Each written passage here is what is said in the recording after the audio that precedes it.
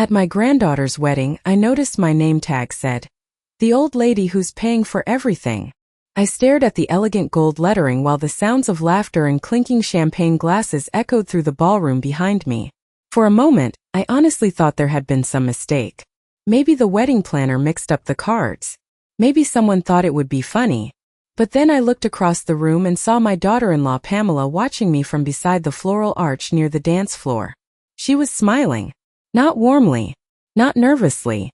Calmly. Like someone waiting to see whether a wound had landed exactly where she intended. I adjusted the silver bracelet on my wrist and forced myself to keep breathing normally. The young woman at the check-in table noticed the expression on my face immediately. "Is something wrong, Mrs. Whitmore?" she asked softly.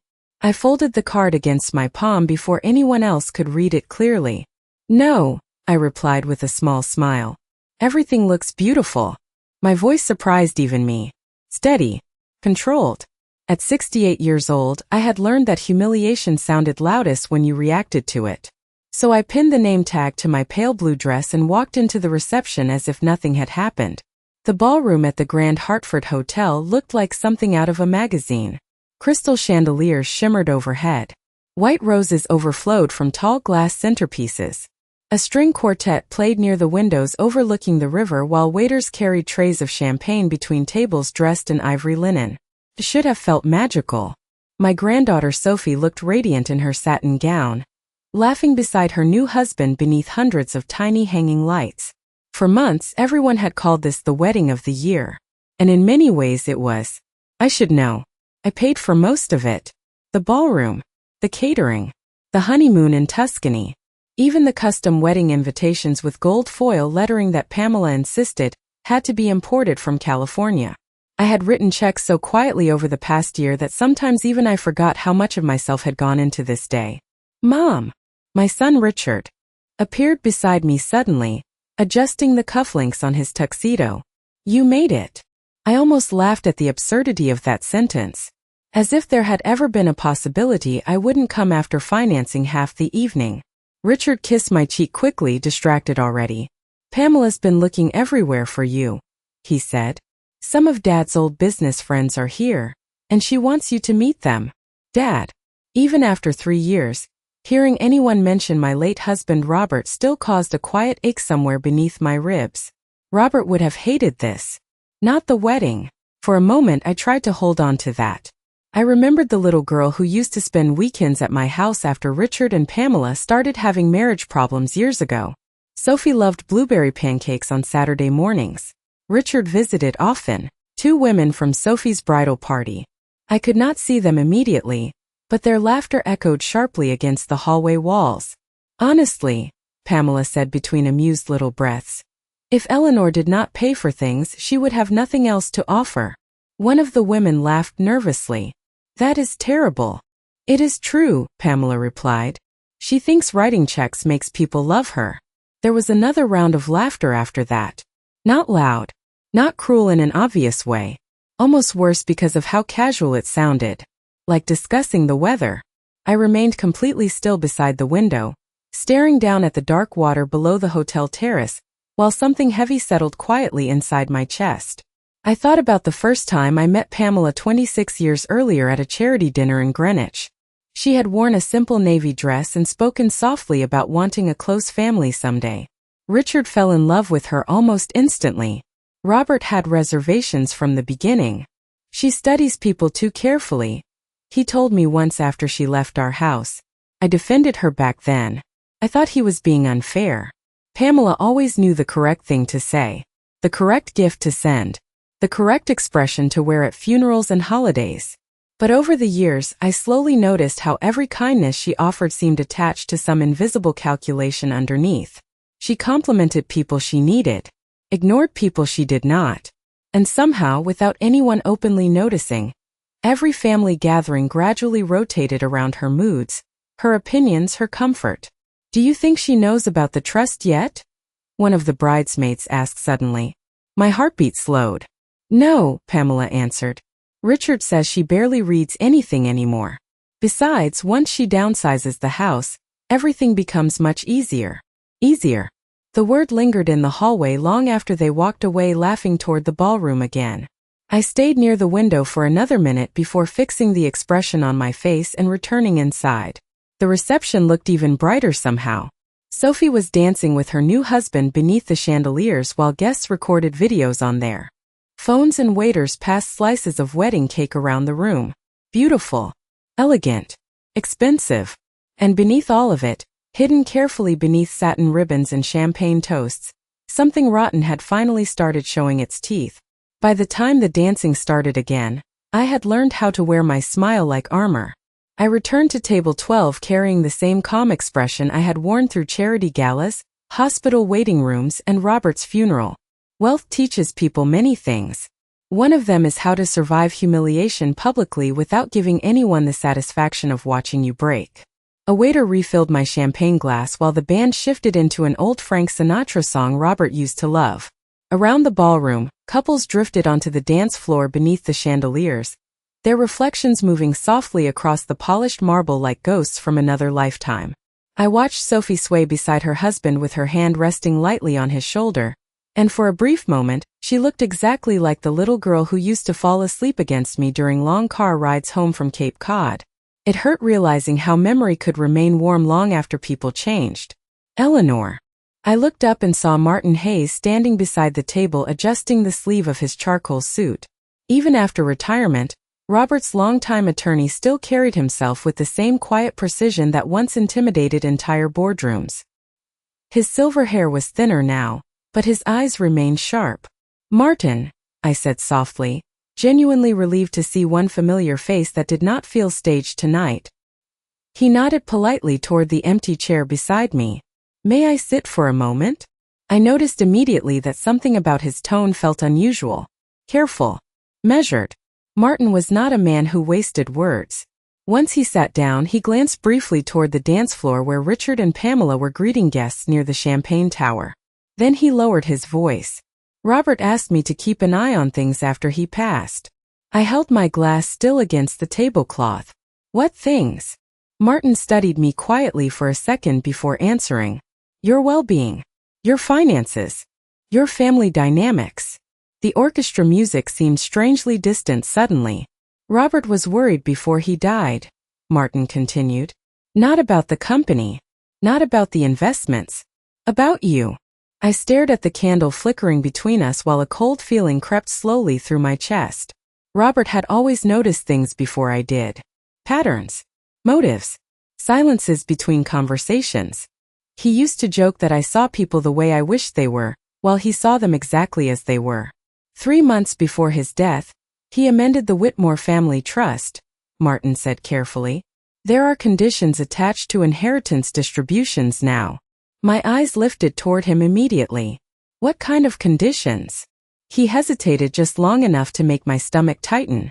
"Any beneficiary found exploiting, manipulating, or publicly humiliating, you can have their inheritance revoked at the discretion of the executor." The sounds of laughter and music continued all around us while I sat perfectly still. Somewhere nearby, glasses clinked together during another toast. A photographer called for everyone to smile.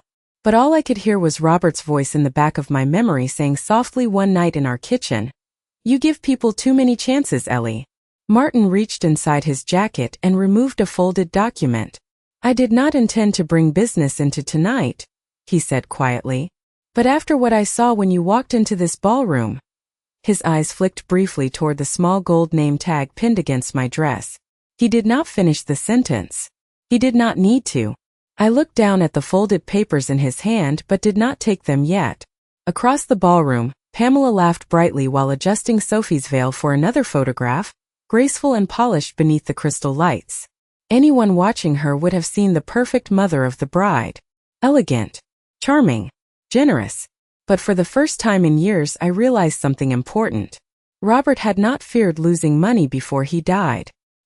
He feared what our family would become once they believed I was alone. Martin slid the folded documents across the table toward me, but I kept my hands resting quietly in my lap for several seconds before touching them. Around us, the reception continued glowing beneath soft golden light, as if nothing in the world had shifted. Waiters carried miniature desserts between tables. Guests crowded the dance floor laughing beneath the orchestra music. Someone near the bar shouted for another bottle of champagne. It amazed me how ordinary life could look while something inside you quietly rearranged itself forever. Finally, I picked up the papers and unfolded the first page carefully. I recognized Robert's signature immediately. Even after 3 years, the sight of his handwriting still carried weight. Strong strokes. Clean lines. Certain. I remembered him signing contracts at our kitchen counter late at night while drinking black coffee from the same Navy mug for 20 years. He used to say that important decisions should never be rushed, especially when family was involved. At the time, I thought he was speaking about business succession. Now I understood he meant something else entirely. Why did he never tell me? I asked softly. Martin adjusted his glasses before answering. Because he knew you would defend them. The truth of that settled heavily between us. He was right. I would have defended Richard. I would have explained away Pamela's behavior. I would have called it stress, misunderstanding, generational differences, anything except what it truly was. Love makes intelligent people ignore things they would warn strangers about immediately.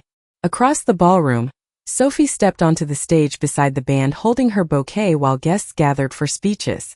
Her face glowed beneath the lights, happy and young and untouched by consequences. I wondered whether she even realized how much money had quietly protected her entire life. The private schools. The internships, the summer trips to Europe, the apartment in Boston after college. So many things presented to her as gifts from the family, when in reality Robert and I had funded almost everything ourselves. There is more, Martin said quietly. My eyes returned to him. Robert also changed the executor structure. If certain conditions are met, final authority transfers directly to you. Certain conditions, I repeated slowly. Martin gave a slight glance toward Pamela, who was now standing beside the wedding cake smiling for photographs with several guests from the country club. Public humiliation qualifies, he said calmly. For the first time that evening, I felt something besides sadness. Not revenge. Not anger. Clarity. Cold and sharp and strangely steady. I looked down at the tiny gold name tag still pinned against my dress. The old lady who is paying for everything. Pamela probably thought it was clever, because cruelty hidden inside humor gives cowards distance from accountability. If confronted, she could always smile and call it a joke. People like Pamela survive by making others question their own pain. I suddenly remembered something else Robert once told me after a disastrous Thanksgiving years ago, when Pamela spent the entire evening criticizing the house renovations I had paid for. Pamela only respects boundaries she believes have consequences. At the time I laughed it off. Tonight, those words returned with unsettling precision. The applause around the ballroom grew louder as Richard walked onto the stage holding a champagne glass for his speech. He looked handsome in his tuxedo, confident beneath the chandeliers, exactly like his father in so many ways except one. Robert built things. Richard inherited them. There is a difference between those two kinds of men, even if they share the same smile. Martin stood slowly from the table and buttoned his jacket. You do not need to decide anything tonight, he said gently. But Robert wanted you protected. Protected. The word almost broke my heart more than the insult itself. Because suddenly I understood that while I spent years trying to hold my family together quietly with money, forgiveness and patience, my husband had spent his final months preparing for the day they would stop seeing me as a person altogether. Richard tapped his champagne glass gently with a spoon, and the entire ballroom slowly quieted beneath the warm glow of the chandeliers. Conversations faded into soft murmurs while guests turned toward the stage smiling expectantly. I remained seated at table 12 with Robert's amended trust documents folded carefully beside my clutch purse, my fingers resting lightly against the edge of the linen tablecloth. Across the room, Pamela stood near the stage with one hand on Sophie's shoulder, looking perfectly composed in her emerald silk gown. She had mastered elegance the same way some people master survival. Every smile measured, every gesture polished, every cruelty wrapped carefully inside charm. Richard cleared his throat and smiled out at the crowd. First, he began warmly, thank you all for being here tonight to celebrate Sophie and Daniel. Applause echoed through the ballroom again while Sophie wiped at the corner of her eye emotionally. Richard had always known how to perform sincerity publicly. He inherited Robert's confidence without inheriting his depth. This wedding would not have been possible without family, he continued. And especially without one person who has always supported every generation of the Whitmore family. Slowly, his gaze found me near the back tables. Suddenly dozens of guests turned toward my corner of the ballroom at once. I felt the weight of their attention settle over me like stage lights. Richard lifted his glass higher. "To my mother," he said proudly. "The woman who made all of this possible." Guests applauded warmly. Several people even stood briefly. Somewhere near the front, someone shouted, "Speech." I smiled politely and inclined my head the way wealthy women are taught to do at charity galas and retirement dinners. Gracious, reserved, decorative. The applause faded after a moment, but Richard kept talking. "My mother has always believed family comes first," he said. "No matter the cost." The wording caught my attention immediately. No matter the cost. Pamela's smile widened slightly beside him. Then Richard laughed softly into the microphone. "Honestly, if any of you ever need a loan, she is probably the most generous person in Connecticut." The ballroom erupted in light laughter. Not cruel laughter. Comfortable laughter. The kind people use when they think everyone understands the joke.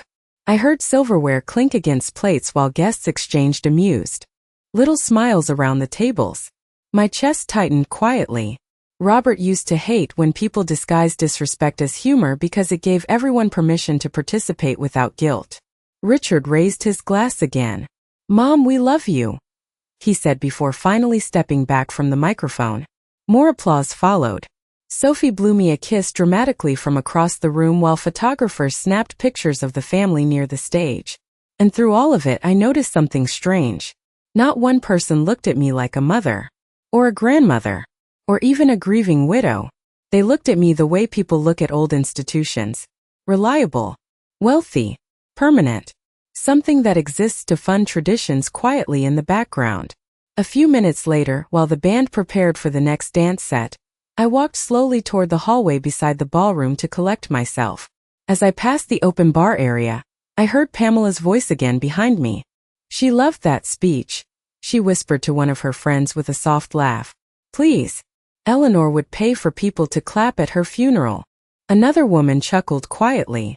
Then Pamela added in a lower voice, "At this point, we just need her to hold on a few more years until everything transfers cleanly." I stopped walking. Not dramatically. Not enough for them to notice. Just long enough to feel the final illusion inside me collapse completely. There are moments in life when pain turns into clarity so suddenly it almost feels physical. Standing there beneath the golden hallway lights while music drifted softly from the ballroom behind me, I realized something devastating. They were not waiting for me to live. They were waiting for me to become convenient.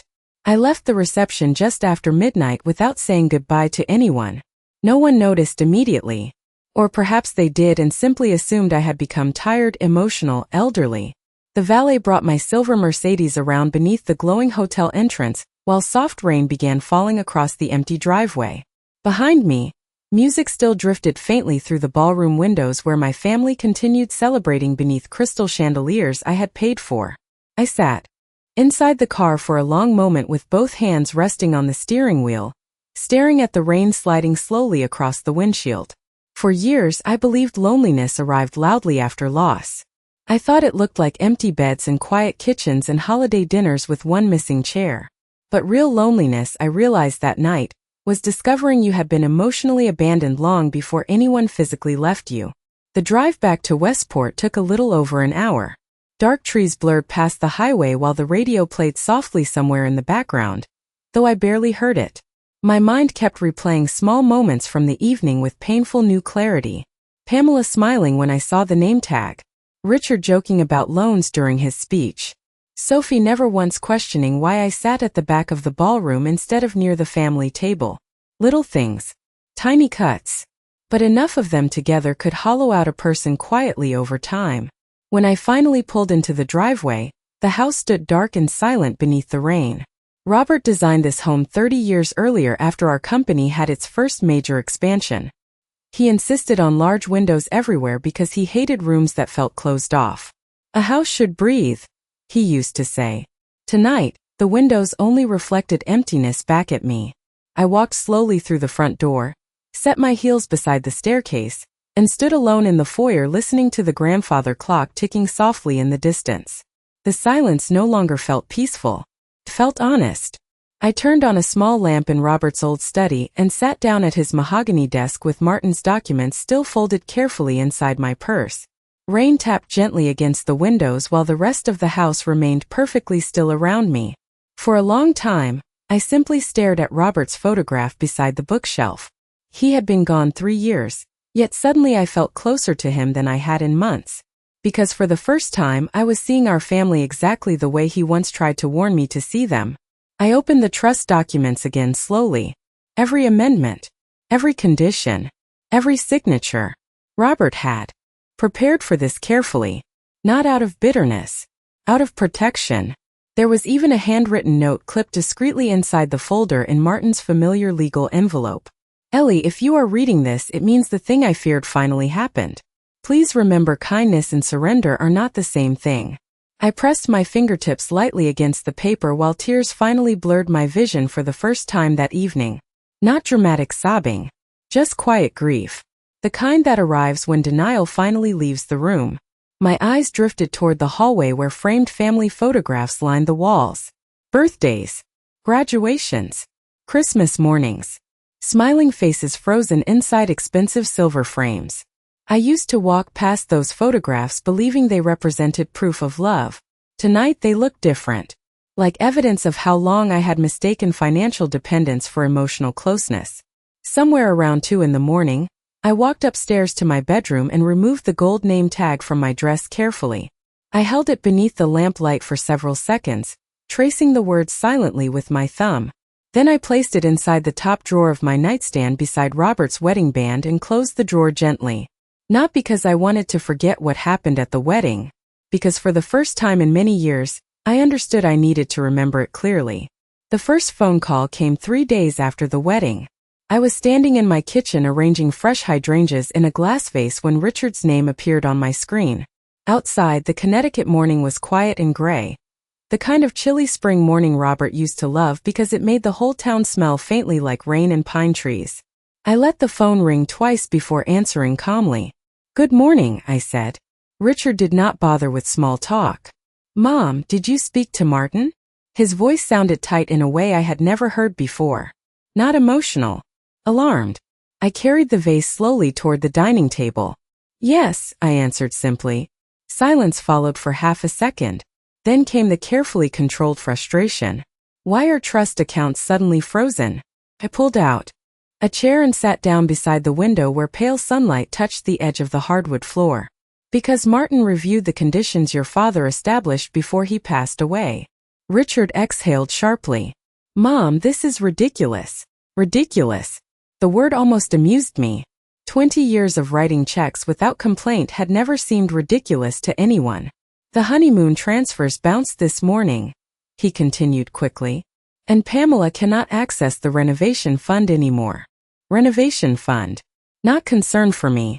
Not confusion about what happened at the wedding. Money. Always money first. I looked out toward the backyard where Robert planted white roses along the fence decades earlier. "Your father was very clear in his instructions," I said quietly. "Certain behaviors have consequences." Richard lowered his voice immediately. "Pamela was joking at the reception. Everyone jokes around at weddings." I closed my eyes briefly. Even now, he still needed me to doubt my own humiliation so he would not have to confront his own participation in it. "Did you laugh too?" I asked softly. He did not answer. The silence told me everything. Later that afternoon, Pamela called 6 times in under an hour. I did not answer any of them. Her voicemails grew less polished each time. The first sounded offended. The second sounded nervous. By the 5th message, panic had started replacing elegance completely. "Eleanor, there has clearly been a misunderstanding," she said sharply. "Freezing family distributions over harmless comments is extremely inappropriate." Harmless comments. I listened to the message while sitting in Robert's study beside the trust documents spread neatly across the desk. Strange how quickly people redefine cruelty once consequences arrive. The following morning, Sophie appeared at my front door unexpectedly wearing oversized sunglasses and expensive cream-colored athleisure clothing that probably cost more than my first car. She looked exhausted. "Grandma," she said softly as I let her inside. "Mom and Dad are freaking out." I guided her toward the kitchen without speaking. She sat at the marble island while I prepared tea quietly the same way I had since she was little. For a moment, the familiar routine almost made everything feel normal again. "Did you really cut everyone off?" she finally asked. I set her teacup carefully in front of her. "Your grandfather made those decisions years ago." Sophie looked down at the steam rising from the cup. "Dad said you are overreacting." I studied her face for a long moment. Beautiful, young, privileged enough to still believe protection was permanent. "Did you see where they seated me at your wedding?" I asked calmly. Sophie hesitated. "I thought maybe you requested a quieter table." "Did you read my name tag?" Her expression changed instantly. Just slightly, but enough. She had seen it. Of course she had. "Grandma," she began weakly. "Did you think it was funny?" I asked. Sophie stared down at her untouched tea while silence filled the kitchen. Outside, wind moved softly through Robert's rose bushes beneath the cloudy afternoon sky. And sitting there across from my granddaughter, watching her struggle to defend people she knew were wrong, I finally understood something painful but freeing at the same time. Entitlement does not appear suddenly in families. It grows slowly in places where kindness is given endlessly without boundaries. 2 weeks after the wedding, Pamela arrived at my house unannounced just before sunset. I saw her white Range Rover pull slowly into the driveway, while I stood near the kitchen window watering Robert's rose bushes through the glass. The evening sky over Westport had turned pale gold, and for the first time in years, the house felt calm instead of lonely. Not because my family had suddenly become kinder, because silence finally no longer required me to pretend. Pamela stepped out wearing oversized sunglasses and a cream trench coat despite the warm weather. Even from inside the house, I could recognize the tension in the way she moved. Controlled. Fast. Desperate people always try hardest to appear composed. I opened the front door before she could ring the bell twice. "Eleanor," she said immediately, forcing a tight smile. "Thank goodness. You have not been answering calls." "I have been busy," I replied calmly. Pamela glanced past me, into the foyer as though checking whether anyone else might be listening. "Can we talk privately?" I stepped aside without speaking. Her heels clicked sharply against the hardwood floors as she entered the house she had spent 20 years criticizing, while quietly benefiting from every inch of it. I led her toward the sunroom overlooking the backyard where late afternoon light spilled softly across the white furniture and glass coffee table. Robert loved this room because it always smelled faintly of roses during spring. Pamela remained standing. "Richard is extremely upset," she began quickly. "Sophie cannot access the honeymoon account. The contractor suspended work on the lake house renovation. Martin is refusing to release anything." I sat down slowly beside the window and folded my hands in my lap. "Yes," I said quietly. Pamela stared at me for a second as though waiting for more explanation. When none came, her expression hardened slightly beneath the polished surface. "This has gone too far," she said. "We are family." Family. Strange how the word only seemed important once money stopped moving. I looked toward the backyard where wind drifted gently through Robert's rose bushes. "Do you remember what my name tag said at the wedding?" Pamela blinked once. "Eleanor, it was a joke." "Do you remember where I was seated?" "The planner made adjustments because of guest count." "Do you remember laughing in the hallway about waiting for me to die?" The room became completely still after that. Pamela's face lost color almost instantly. Not because she felt shame, because she realized I had heard everything. For the first time since arriving, she sat down slowly across from me. "You misunderstood the context," she said carefully. "People say things casually during stressful events." I almost smiled at how quickly cruelty transforms into misunderstanding once consequences become expensive. Without speaking, I reached into the drawer beside my chair and removed the gold wedding name tag I had kept since that night. Pamela's eyes dropped toward it immediately. "The old lady who is paying for everything." I placed it gently onto the glass table between us. The late sunlight reflected softly against the gold lettering. Robert knew exactly who you were before I did, I said quietly. Pamela swallowed hard but said nothing. For years, I used to imagine revenge would feel powerful, dramatic, satisfying. But sitting there in the fading sunlight across from the woman who had spent decades reducing my kindness into financial usefulness, I felt something entirely different. Peace. Not because her accounts were frozen, not because the inheritance was gone, but because I no longer needed her approval to recognize my own value. Pamela finally looked up at me, her voice smaller now. What happens next? I held her gaze steadily for several seconds before answering. That depends on whether your family learns the difference between love and access. Then I stood up slowly and walked toward the front door. Pamela followed behind me in silence across the long foyer while evening shadows stretched through the house Robert built for us decades earlier. When we reached the doorway, she stopped and looked at me one final time as if searching for the woman who used to apologize for everything. But that woman had quietly disappeared somewhere between the ballroom chandeliers and the drive home in the rain. I handed Pamela the gold name tag gently before opening the door. You confused kindness with weakness, I said softly. Then I closed the door behind her and locked it for the first time in years without feeling guilty afterward.